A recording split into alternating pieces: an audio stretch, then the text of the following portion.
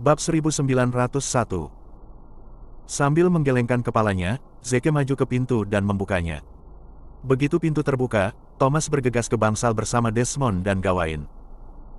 Dalam hitungan detik, matanya tertuju pada Emma. "Emma, kamu akhirnya kembali. Tahukah kamu berapa banyak saya telah bertahan selama bertahun-tahun ini sambil menunggu Anda kembali?" Petik 2. Tuan Fleming, tidak mungkin bagi kita untuk mengembangkan hubungan. Aku tidak layak untukmu. Jadi, tolong berhenti menempatkanku di tempat. Emma membentak dengan nada sedingin es. Thomas tidak sedikit pun terkejut dengan sikap acuh tak acuh Emma. Dia tahu bahwa dia meninggalkan rumah bertahun-tahun yang lalu karena dia enggan menikah dengannya. Jika dia membuatku tersenyum sekarang, aku mungkin akan berpikir begitu jika aku melihat sesuatu. Desmond menyerangnya. "Kamu gadis bodoh. Perhatikan kata-kata Anda. Minta maaf pada Tuan Fleming sekarang." Namun demikian, Thomas segera menghentikannya. "Tidak apa-apa. Saya mengerti bahwa suasana hati Emma sedang tidak baik karena dia sedang tidak enak badan. Berhentilah menegurnya." Desmond mengangguk dan memelototi Emma. "Dengar, Tuan. Fleming sangat mengkhawatirkanmu. Emma, dengarkan nasihatku. Kamu harus menghargainya, dan jangan membuatnya gugup, oke?" Sementara itu, Thomas kembali menatap Zeke. "Kalau aku tidak salah, Emma baru mulai memperlakukanku dengan dingin setelah ditipu olehmu." Zeke mengangguk dan bahkan tidak berbicara untuk dirinya sendiri. "Kamu benar." Thomas memperingatkannya dengan jijik, "Sebelum ini, Anda mungkin tidak tahu bahwa Emma adalah wanita saya dan terus mengganggunya. Baik, saya tidak menyalahkan Anda untuk itu. Tapi sekarang, saya perlu meluruskan satu hal. Emma ditakdirkan untuk menjadi wanita saya, jadi berhentilah menjadi sakit di leher. Jika tidak, jangan salahkan saya karena kejam." Menatapnya dengan tatapan jijik, Zeke mencibir, "Oh, ya. Mari kita cari tahu siapa yang lebih kejam, kau atau aku." Demon itu. Thomas hampir memecahkan pembuluh darah karena tidak ada yang pernah memprovokasi dia dengan ejekan seperti itu sebelumnya. "Karena kamu memiliki permintaan kematian, aku akan mengabulkan permintaanmu." Selanjutnya, dia berbalik untuk menginstruksikan Gawain. "Gawain, beri dia pelajaran sekarang. Tapi ingat untuk tidak menghabisinya karena kita berada di rumah sakit sekarang. Akan cukup baik untuk membiarkan dia berakhir dengan tangan dan kaki patah." Gawain menanggapi dengan hormat. Petinju berotot dan berkulit gelap itu mengepalkan tinjunya, meretakkan buku-buku jarinya. Getarannya yang mengintimidasi mengirimkan rasa dingin ke tulang belakang semua orang. Itu membuat Emma takut. Dia berlari ke depan dan berdiri di depan Zeke. "Jika kamu bersikeras untuk memukulnya, kamu harus melakukannya di atas mayatku." Hijau karena iri, mata Thomas berkobar dengan amarah yang membara. Kecemburuannya menjadi lebih kuat karena Emma semakin protektif terhadap Zeke. Menyeretnya dengan tarikan, dia menggeram, "Sialan. Jika kamu terus mendukungnya, aku akan menghabisinya kapan saja. Sangat mudah untuk menyingkirkan sampah seperti itu." Akibatnya, Emma terhuyung dan jatuh ke lantai. Dia berteriak sekuat tenaga, "Tolong. Membantu. Seseorang membuat masalah." "Diam." Thomas mengulurkan tangannya dan hendak menamparkan wajahnya. Pada jam ke-11, Zeke mengirim Thomas terbang hanya dengan satu tamparan. Selanjutnya, yang terakhir menabrak televisi dinding sebelum mendarat dengan canggung di lantai, memuntahkan darah dari mulutnya. "Blood Hail, beraninya kau menamparkan Tuan Fleming, kau memintanya." Untuk membuat Thomas bersemangat, Desmond berlari ke arah Zeke sambil meringis. Beberapa saat kemudian, Zeke mengirimnya terbang keluar jendela dengan mudah hanya dengan tendangan. Thomas meraung histeris, "Gawain, habisi dia sekarang." Gawain mengangguk dan hendak bergerak. Keributan itu memberitahu keamanan di luar bangsal. Mereka bergegas ke bangsal dan berteriak, "Berhenti. Kalian semua, tetap diam. Beraninya ada orang yang membuat masalah di sini. Apakah kalian? Aku punya permintaan kematian." Thomas menegur, "Keluar dari sini. Siapapun yang masuk, aku akan menghabisinya sekarang." Para penjaga keamanan tidak sedikit pun terintimidasi oleh kemarahannya. "Kaulah yang seharusnya tersesat." Thomas berteriak, "Gawain, singkirkan mereka." Gawain berlari ke arah mereka seperti yang diperintahkan. Segera, semua penjaga keamanan yang tegap melolong kesakitan di lantai. Dalam sekejap mata, bangsal itu benar-benar berantakan. Bab 1902. Setelah itu, dia berbalik untuk melihat Zeke. "Brad, giliranmu sekarang." Wajah Emma kembali pucat. Ya ampun. Semua penjaga keamanan berbadan tegap, tetapi mereka semua dikalahkan dengan mudah oleh Gawain. Belum lagi, Zeke bertarung sendirian. Oh tidak. Dia pasti akan dipukuli habis-habisan. Mengumpulkan kekuatannya, dia bangkit dari lantai untuk melindunginya. Meskipun demikian, sudah terlambat. Seperti sambaran petir, Gawain berlari ke arah Zeke dan meninjunya. Emma hanya bisa memejamkan matanya dengan putus asa. Dia tidak tega melihat bagaimana Zeke akan dihajar habis-habisan oleh Gawain. Bang! Setelah bunyi gedebuk keras, keheningan terjadi di seluruh tempat. Mengumpulkan keberaniannya untuk membuka matanya perlahan, jantung Emma berdebar kencang saat dia terengah-engah. Baik Rama. Apakah Zeke pingsan karena dampak besar? Meski begitu, dia tercengang ketika pemandangan yang luar biasa muncul. Ajaibnya, Zeke tetap di tempat yang sama tanpa cedera, tenang seperti biasanya. Di sisi lain, Gawain tergeletak di lantai. Yang mengejutkannya, setengah dari wajahnya membengkak. Pada saat yang sama, darah menyembur keluar dari mulutnya. Tak lama, dia bahkan batuk dengan gigi patah. Apa yang disebut petinju tak tertandingi itu menatap Zeke dengan ketakutan yang intens di matanya. Tidak diragukan lagi, dia ketakutan. Hah? Apa yang terjadi beberapa saat yang lalu? Zeke harus menjadi orang yang berbaring di lantai. Bagaimana mungkin Gawain dalam keadaan menyedihkan seperti itu? Apakah Zeke begitu kuat? Emma bingung. Sementara itu, Thomas menelan ludah dengan cemas, memasang ekspresi ketakutan. Beberapa saat yang lalu, dia melihat dengan matanya sendiri bagaimana Zeke dengan mudah melemparkan pukulan ke Gawain. Dia tidak menyadari bahwa itu adalah salah satu yang benar-benar kuat yang bahkan bisa membahayakan pertahanan berlapis-lapis Gawain dan mendarat dengan keras di dagunya. Selanjutnya, dagu dan giginya patah. Petinju yang terampil dikalahkan dan tidak bisa melawan sama sekali. Zeke tersenyum. Hanya itu. Apa yang membuatmu berpikir kamu memenuhi syarat untuk menjadi pengawal seseorang, ya? Apa kamu tidak punya rasa malu? Bergidik ketakutan yang luar biasa, Gawain bertanya, maukah Anda memberitahu saya nama Anda? Zeke terkekeh. Kamu tidak dalam posisi untuk mengetahui namaku. Saat berikutnya, matanya tertuju pada Thomas lagi. Merasakan tatapan tajamnya, Thomas meringkuk di sudut secara naluriah. Bergidik ketakutan, seolah-olah dia adalah mangsa tak berdaya yang ditargetkan oleh pemangsa ganas. Zeke mengejek, akhirnya, aku bisa menyelesaikan skor denganmu sekarang. Ejekannya membuat Thomas gelisah. Tidak mungkin. Kamu tidak bisa membunuhku. Pamanku adalah seorang jenderal. Jika kamu berani menyakitiku, dia pasti tidak akan melepaskanmu. Sedikit penghinaan tertulis di seluruh wajah Zeke. Jenderal, ya, bukan apa-apa bagiku. Sudah waktunya bagimu untuk menemui ajalmu sekarang. Saat Zeke hendak bergerak, Emma langsung menghentikannya. Berhenti. Tuan Williams, Anda tidak bisa membunuhnya. Dia mengatakan yang sebenarnya, dan pamannya adalah seorang jenderal. Jika Anda membunuhnya sekarang, itu akan mempertaruhkan nyawa kita. Zeke mengucapkan dengan sungguh-sungguh, Emma, jangan khawatir. Saya tidak memberi iklan tentang mereka. Saya akan menyingkirkan Thomas dulu, lalu pamannya, yang disebut jenderal. Di puncak kemarahan, Emma tidak bisa menahan diri selain mengejek dalam hati. Kamu pikir kamu siapa, ya? Anda bahkan berpikir untuk menyingkirkan seorang jenderal. Tidakkah Anda pikir Anda harus tahu batas Anda dan tidak pernah melebih-lebihkan diri sendiri?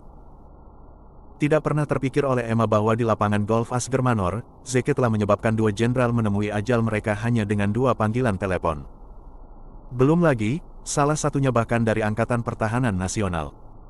Berdiri di jalan Zeke, Emma berbalik untuk berteriak pada Thomas, apa yang masih kamu tunggu? Enyah. Apakah kamu benar-benar memiliki keinginan kematian? Thomas baru sadar setelah mendengar kata-katanya. Dia terhuyung-huyung dan tersandung sebelum bergegas pergi. Gawain menutupi dagunya dan berlari keluar juga. Ketika mereka cukup jauh, Thomas berteriak pada Zeke dengan marah, Zeke Williams, kamu akan menyesal telah menginjak kakiku. Aku ingin kau mati dengan kematian yang mengerikan. Saya akan mengadakan duel di Titan Boxing Gym malam ini. Ingatlah untuk muncul. Saat itu, kita akan mengetahui siapa petarung yang lebih baik. Jika Anda bisa mengalahkan anak buah saya akan melepaskan Anda dari babak ini. Jika Anda kalah atau menolak untuk muncul, saya pasti akan meminta paman saya untuk menghapus seluruh keluarga Anda. Petik 2. Meskipun demikian, Zeke tidak mempedulikan kata-katanya yang mengancam. Tiba-tiba, dia merasakan aliran energi negatif yang tidak biasa di rumah sakit. Tidak dapat disangkal, tempat itu diliputi oleh energi negatif sepanjang waktu, dan biasanya hampir tidak ada yang positif. Bab 1903. Pada saat itu, semua energi negatif berkumpul dengan cepat ke satu arah. Zeke berbalik ke arah yang mereka tuju dan terkejut menemukan bahwa mereka semua telah memasuki tubuh Thomas. Dalam sekejap, sebuah pikiran muncul di benaknya. Thomas kemungkinan besar memiliki koneksi dengan Netherworld. Saya ingin tahu seberapa besar skema Netherworld di Eurasia. Sepertinya ada tanda-tanda mereka di mana-mana. Saya harus melakukan pemeriksaan latar belakang pada Thomas. Sepertinya aku harus menghadiri duel malam ini. Emma memberi Zeke sekali lagi saat dia berseru, "Bagaimana kamu begitu kuat?" "Saya kagum kamu berhasil menjatuhkan pengawal Thomas, juara Muay Thai dari Turlen, hanya dengan satu gerakan." "Jangan lupa bahwa saya seorang tentara," jawabnya. "Saya telah melihat banyak tentara, tetapi tidak ada yang mengesankan seperti Anda." "Yah, itu karena aku seorang prajurit top." Seorang prajurit top dapat dianggap sebagai ucapan sederhana untuk seseorang yang memegang gelar Great Marshal. Namun, Emma berasumsi bahwa Zeke sedang membual. "Jika Anda benar-benar seorang prajurit top, mengapa Anda bergaul dengan seseorang seperti saya yang merupakan pengumpan bawah? Anda harus bergaul dengan Marsekal Agung." Pada akhirnya, dia memutuskan untuk tidak melanjutkan topik tersebut. "Zeke, kurasa kita harus meninggalkan rumah sakit ini sesegera mungkin karena ini adalah milik keluarga Thomas. Bagaimana jika dia telah memasang jebakan? Kita tidak akan bisa lolos kalau begitu." "Tidak apa-apa. Kita bisa tinggal di sini. Setelah aku menjatuhkannya, aku akan mendapatkan rumah sakit ini dan memberikannya kepadamu sebagai sumber daya untuk membangun kembali bisnismu," jawabnya acuh tak acuh. Oma tidak bisa berkata-kata. Kata-katanya semakin keterlaluan. "Kita harus menganggap diri kita beruntung untuk bisa bertahan hidup kali ini." Zeke tidak berkomentar lebih lanjut dan pergi untuk memeriksa Amelia, yang sedang beristirahat di bangsal lain. Dia memutuskan untuk tidak memberitahu Emma untuk sementara waktu bahwa dia telah menyembuhkan penyakit kaki Amelia dan bahwa dia hanya perlu istirahat selama beberapa hari lagi sebelum dia sembuh. Bisa berjalan lagi. Ini akan menjadi kejutan yang menyenangkan bagi Emma ketika Amelia mulai berjalan lagi. Saat itu, kaki Amelia sedang disuntik larutan nutrisi di bangsal. Dia merentangkan tangannya lebar-lebar dalam kegembiraan saat dia melihatnya. "Bawa aku, Z. Bawa aku, Z." Zeke dengan hati-hati mengangkat gadis kecil itu. "Bagaimana kakimu, Amelia?" "Aku bisa merasakan kakiku sekarang, Z." Amelia dengan senang hati berbagi kabar baik dengannya. "Sekarang kaki saya bisa bergerak, saya akan bisa bangun dan berjalan dalam beberapa hari." "Selamat, Amelia." Setelah memeriksa kakinya, dia melanjutkan. "Aku punya kabar baik untukmu. Apakah Anda ingin mendengarnya?" "Ya," serunya sambil memberinya tatapan penuh harap. "Menilai dari situasimu saat ini, kamu akan bisa berjalan dalam waktu 3 hari. Mendengar hal itu, Amelia menitikkan air mata kebahagiaan. "Hanya 3 hari. Setelah 3 hari itu, aku akan berlarian seperti anak-anak lain. Ini luar biasa. Aku selalu bermimpi bisa berjalan." "Apa kau punya mimpi, Amelia?" "Aku akan membantumu mewujudkannya begitu kakimu sehat," tanya Zeke. Amelia menatap lurus ke arahnya dengan mata tak berkedip. "Aku sudah bermimpi ini sejak aku masih muda. Bisakah kau mewujudkannya?" Zeke mengulurkan tangan dan mengacak-acak rambutnya. "Tentu saja. Bolehkah aku memanggilmu ayah?" Amelia mencicit. Dalam sekejap, hatinya meleleh. "Saya tidak percaya bahwa keinginan terbesar seorang gadis berusia 5 tahun adalah memanggil saya ayah. Dia benar-benar miskin dan pasti menjalani kehidupan yang menyedihkan." "Tentu saja," kata Zeke sambil memeluknya dengan penuh kasih. "Ayah," panggil Amelia dengan nada kekanak-kanakan. Bab 1904. Zeke bersenandung sebagai jawaban. Kepuasan tergambar di wajah Amelia saat mendengar jawabannya. Thomas melaju di Lamborghini-nya dengan Desmond dan Gawain di kursi penumpang. Dia tidak punya pilihan selain mengambil kursi pengemudi karena dua pria lainnya tidak bisa mengemudi karena luka-luka mereka.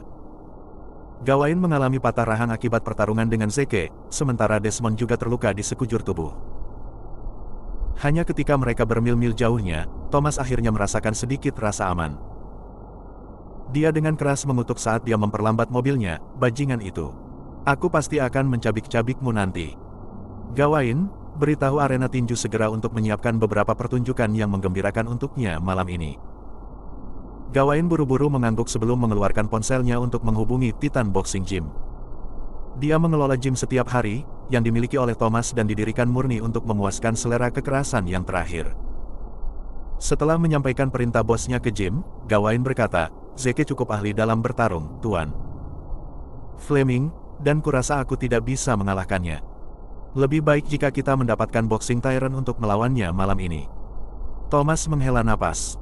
Saya khawatir tinju tyrant juga bukan tandingannya. Kami akan pergi dengan tinju Raja sebagai gantinya. Raja tinju. Gawain menarik napas tajam setelah mendengar itu. Thomas benar-benar berusaha sekuat tenaga untuk menjatuhkan Zeke. Dia bahkan berencana untuk membuat Raja tinju bertarung. Boxing King benar-benar sosok legendaris. Dia bertarung di banyak arena tinju bawah tanah di luar negeri selama tahun-tahun awalnya dan mendapatkan gelarnya saat ini. Ketika dia menemukan bahwa dia tidak memiliki lawan yang layak, dia kembali ke negara itu. Meski begitu, dia masih gagal menemukan jodohnya. Oleh karena itu, ia diberi julukan, pencari kekalahan. Saat ini, pria itu dalam kondisi setengah pensiun dan jarang bertarung di turnamen manapun. Seseorang harus membayar setidaknya 50 juta untuk meminta partisipasinya dalam pertandingan. Namun, kekayaan bersih Thomas hanya 100 juta. Dari sini, terlihat betapa putus asanya dia untuk menyingkirkan Zeke. Saya khawatir Anda dan saya tidak cukup memenuhi syarat untuk membuatnya bertarung, Tuan Fleming. Uang pun tidak akan cukup, komentar Gawain. Itu tidak masalah. Aku akan meminta pamanku, Sang Jenderal, untuk secara pribadi mengundang pencari kekalahan. Mata Gawain berbinar saat mendengar itu. Seeker of David tidak akan berani untuk tidak menghormati Sang Jenderal jika dia ikut campur. Bagaimana jika Zeke tidak pergi ke gym, Tuan Fleming? Tanya Desmond. Jika tidak, aku akan mengirim seekor of David untuk menghajarnya sampai mati di rumah sakit. Jangan khawatir, Tuan Fleming, Desmond meyakinkannya. Aku akan membujuk Emma bersama ibunya setelah Zeke pergi ke gym. Jika Zeke mati di sana, dia tidak punya pilihan selain tunduk padamu. Sial, jalan itu. Aku dipermalukan karena dia. Dia harus menebus kesalahanku. Seru Thomas. Dia berhenti sebelum berkata, aku punya tugas untukmu, Desmond. Ada apa, Tuan Fleming? Dia bertanya dengan khawatir. Aku ingin Emma di tempat tidurku malam ini. Hah, Desmond mengucapkan dengan kaget. Meskipun dia adalah pria yang berhati kecil, dia masih ragu-ragu karena hubungan darah, mengingat gadis itu adalah keponakannya. Tuan Fleming ingin dia di tempat tidur bahkan ketika mereka belum mengkonfirmasi hubungan mereka. Bahkan jika kita mengabaikan kemungkinan dia menyiksanya, bagaimana jika dia bosan dengannya dan menolak untuk menikahinya? Aku tidak akan mendapatkan apa-apa dari itu. Mengapa kamu terdengar sangat terkejut? Apakah kamu memiliki masalah dengan itu? Raung Thomas. Desmond menghela napas. Yah. Tuan Fleming, apakah Anda tidak terburu-buru? Menurut saya pribadi, lebih baik Anda meninggalkan momen indah ini sampai malam pernikahan. Dasar. Bab 1905. Aku mengalami neraka demi Emma, jadi apa salahnya mendapatkan sedikit kompensasi? Berteriak. Thomas kasar. Apa maksudmu, Desmond? Apakah kamu juga menentang Emma dan aku? Tidak, bukan itu. Desmond dengan cepat menggelengkan kepalanya. Bukan itu maksud saya, Tuan Fleming. Saya pikir Anda telah membuat poin yang adil. Hanya saja Emma sangat cerdik, jadi tidak akan mudah untuk menipunya ke tempat tidur Anda. Kita harus menemukan cara untuk memikatnya. Dia ke rumahmu. Aku akan menyerahkan masalah ini padamu kalau begitu. Buat rencana, dan jika kamu berhasil, kamu pasti akan diberi hadiah, jawab Thomas. Begitu Desmond mendengar hadiah disebutkan, sebuah ide muncul di benaknya. Dia menamparkan kepalanya sendiri dan berkata, Tuan Fleming, saya tiba-tiba memikirkan rencana yang bagus. Muntahkan. Bukankah kamu sudah menyebutkan sebelumnya bahwa kamu dapat mengundang dokter terkenal dari perusahaan medis di bawah Linton Group untuk merawat kaki Amelia? Saya kira Anda pasti sudah mengetahui detail kontaknya, kan? Mengapa Anda tidak mengundangnya? Dia ke rumahmu malam ini, dan aku akan membawa Emma ke sana untuk membicarakan kondisi Amelia, usul Desmond. Thomas segera mengangguk setelah mendengar itu. Baiklah, ayo ikuti rencanamu. Aku akan menghubungi dokter sebentar lagi. Namun, sebenarnya dia belum menghubungi dokter, karena dokter tidak hanya enggan merawat pasien tanpa undangan, tetapi dia juga tidak peduli dengan kondisi Amelia. Dia hanya mengucapkan kata-kata itu untuk menipu Emma. Desmond turun dari mobil di tengah perjalanan dan menghubungi ibu Emma, Madeline. Aku membawa berita bagus, Madeline, katanya. Berita macam apa? Tanya Madeline dengan ekspresi penuh harap. Apakah kamu sudah menemukan dokter yang bisa merawat kaki Amelia? Benar, Tuan. Fleming baru saja memberitahuku bahwa dia telah mengundang seorang dokter terkenal ke rumahnya malam ini. Mari kita bawa Emma ke sana juga untuk mendiskusikan rencana perawatan. Betulkah? Madeline meneteskan air mata kebahagiaan. Alhamdulillah. Amelia akhirnya bisa mendapatkan perawatan untuk kakinya. Haruskah kita menyiapkan hadiah untuknya karena ini pertemuan pertama kita, Desmond? Naluri pertama Desmond adalah menolak lamarannya, karena dia sangat sadar bahwa tujuan sebenarnya Thomas adalah untuk mengelabui Emma agar mengunjungi rumahnya. Dia bahkan tidak yakin apakah mereka akan bertemu dengan dokter terkenal itu. Namun, dia berubah pikiran setelah beberapa pemikiran. Tentu saja. Lagi pula, kita akan bertemu dengan seorang dokter terkenal. Kalau tidak, Amelia bisa menderita jika dia merusak proses pengobatan. Mendengar itu, Madeline buru-buru berkata, saya tidak tahu banyak tentang membeli hadiah, Desmond. Mengapa saya tidak mentransfer 1.000 kepada Anda, dan Anda dapat membantu saya membeli hadiah itu? Desmond mendengus. Apakah kamu tidak meremehkan aku dan dokter terkenal itu, Madeline? Apakah menurutmu dia akan mengakui hadiah yang bernilai 1.000? Dia bahkan mungkin menganggapnya sebagai penghinaan. Yah. Berapa kisaran harga yang cocok untuk hadiah itu, Desmond? Berapa banyak uang yang kamu miliki sekarang? Dia bertanya. Saya hanya punya sedikit lebih dari 10.000, katanya. Pindahkan 10.000 kepadaku kalau begitu. Aku akan menambahkan sedikit lagi. Kita harus membeli hadiah yang harganya setidaknya 20.000. Madeline merasa hatinya tenggelam setelah mendengar itu. Jika kita menghabiskan segalanya untuk membeli hadiah, bagaimana kita akan membayar biaya pengobatan? Desmond menjawab, jika kita membuatnya kesal sekarang dan dia menolak untuk merawatnya, tidak akan ada biaya medis yang harus dibayar. Selain itu, apa yang Anda miliki sekarang juga tidak cukup untuk biayanya. Jangan khawatir. Sejak Tuan Fleming telah menawarkan untuk menutupi semua biaya perawatan Emma dan Amelia, dia pasti akan menyelesaikannya.